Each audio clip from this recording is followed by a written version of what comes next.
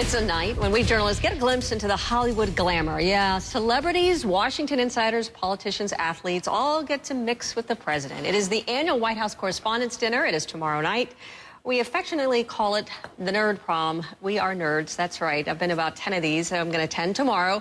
You never know who you're going to bump into, actually, whether it is Karl Rove or Sarah Palin or CeeLo or the actor from The Blind Side, Quentin Aaron. He's a big guy. This year's guest host is late-night comedian Jimmy Kimmel. Some of the past hosts, just take a look here. Jay Leno, he's actually hosted several times. And then it was Jon Stewart, comedian turned Senator Al Franken, also on the list, Conan O'Brien, and Stephen Colbert. He was actually one of my favorites, but not the ultimate favorite. Cedric the Entertainer hosted the dinner in 2005, and he's joining us by phone. Cedric, it was a lot of fun. Were you nervous? Were you scared? You never get really scared, do you? Good morning. It was, it's not one of those things that actually scares me, but, I mean, it is weird because you get a call from the White House, like right away to invite you to do this, and it's one of those kind of odd calls. I find myself not wanting to answer the call for bill collectors, but, when the White House calls, you just, and you kind of ask a stupid question, like right away, like, how did y'all get this number? But it's the White House. Did you believe that it was the White House that was actually calling you, or did you think somebody was spoofing you? Yeah, I thought it was, that was during the time of Pranked, with Ashton Kutcher, so I thought they were setting me up, Well, I want to play a little clip for our audience here. This is part of your performance. This is when you were talking about former Secretary of State Condoleezza Rice. There's two people, though. The name is broken down. It's the Connie, that's the person you see on television with the, the nice hair and very professional. Then there's Delisa.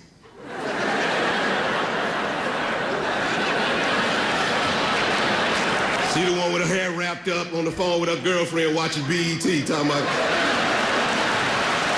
girl, ain't that Usher fine? Look at Usher.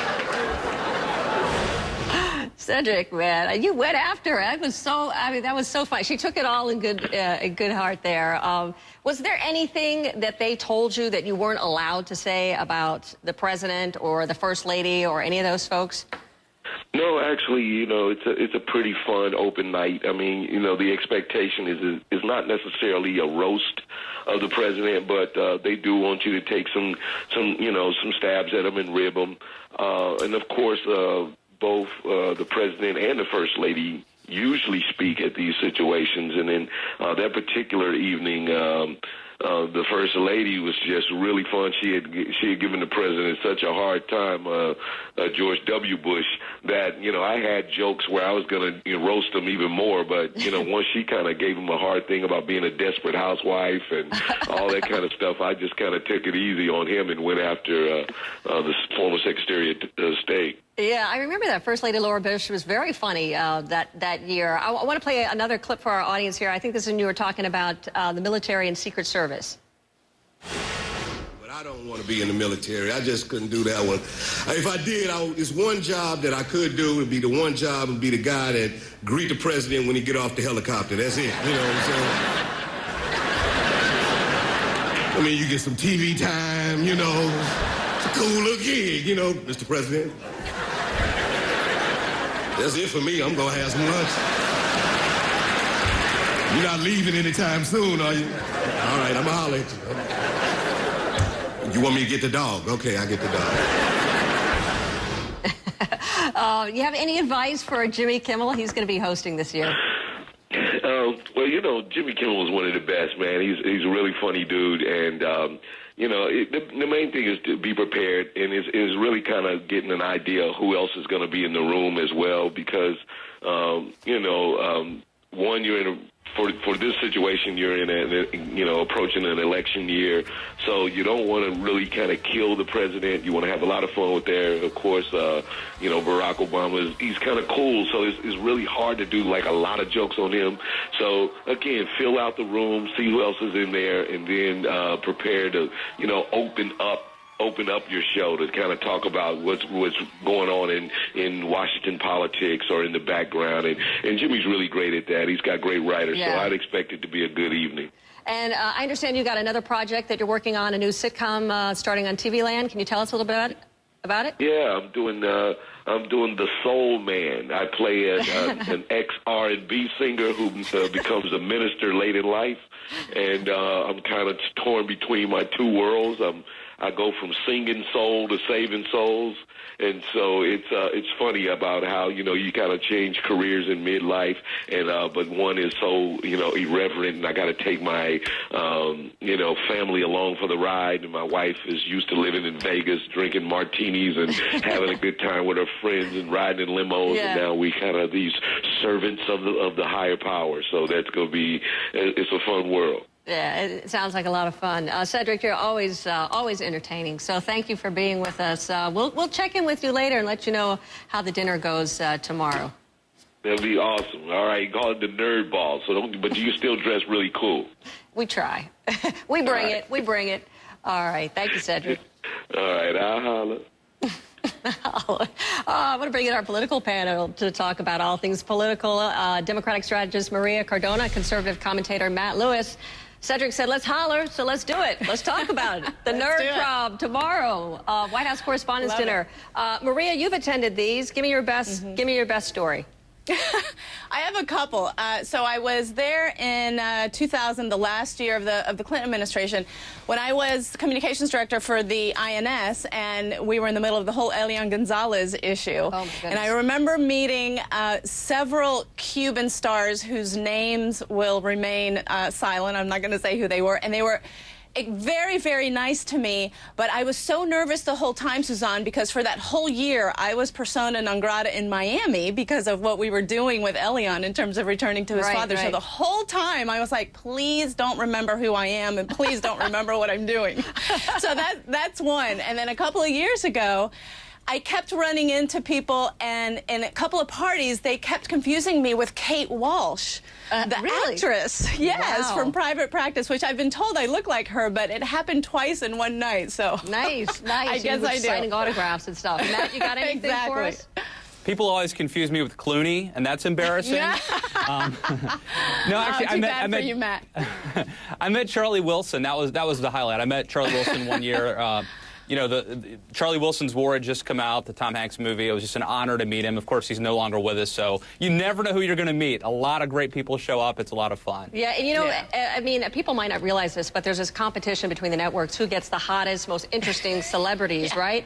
And so here's the list, right? Here are what the other networks we're hearing they got. The other networks got George Clooney, Steven Spielberg, the cast of Modern Family, Viola Davis, even the dog from the movie The Artist. Yeah, the dog is showing up.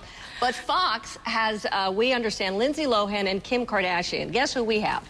Do you want to guess? I don't know. Newt Gingrich. Say it, Suzanne. Newt Gingrich. I'm just saying. We're getting Newt. But they have you. All right. Well, I think it's going to be a fun time. It's going to be a great, entertaining time. I want to talk a little bit about politics here.